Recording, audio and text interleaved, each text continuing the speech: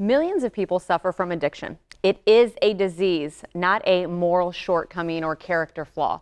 And our next guests, Shane Sundholm and Charles Robinson, are here from Clean Recovery Centers to help us identify when is it really addiction and where can people go for help. Good morning, guys. I'm so glad you're here today. How are you? Good. Great. Good morning. How are you? Morning. I'm well. You know, it seems like these days you throw the term around a lot. Oh, I'm addicted to this, or I have an addiction to this. When is it really a problem? What are those signs, Shane? Well, when you say you're using alcohol, you're having difficulty controlling the amount that you use, the frequency, you start to plan your work, your life activities around the use of alcohol or drugs, there's probably a very high chance that you have a problem and are possibly addicted. And probably need to step and get into help. But before that even happens, we talked about how it is a disease. It is not something to be judged about. Let's talk about that. What are some of the research? How has science proven that it is a disease? The Surgeon General, rather, has come out and stated that indeed this is a brain disease, a chronic brain disease. And when a person is in the depths of their addiction, they have very little, if any, control over what they do, and normally will act out in very poor ways.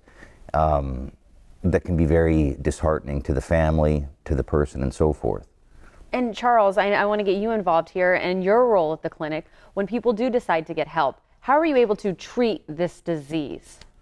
One of the most important things is to meet people where they're at when they come in. In other words, getting an understanding of what's going on in all dimensions of their life. I use the Wheel of Life as a good measure for that, and there's 8 basic dimensions of the Wheel of Life. And those are like intimate relationships and family and leisure and issues related to their spirituality, issues related to the friends, the people that they're with. So a complete assessment is done, an evaluation is done in terms of all the dimensions of their life, in terms of really gaining clarity as to what's going on in each of those dimensions. We get a really good feel for like what's happening with the person, because usually when people are using drugs or alcohol, those dimensions begin to suffer. In other words, the Wheel of Life comes to a stop. And so a lot of our work is to really begin to help people start moving that Wheel of Life again. And it really first requires being aware of where you're stuck in each of those dimensions. And then once that awareness takes place, it's important to take action. Not just talk about it or have like understanding as to what it's going on. And that starts with changing some of their core limiting beliefs that may have come about as a result of various experiences that they've had throughout their life. A lot of work I do with people is to help them to actually find the anchoring events, or the events that actually basically are preventing them from moving forward or growing. Because they're still unresolved in specific moments in time. Even the moment in time when they became addicted, we help them to actually find that moment or the birthplace of their addiction.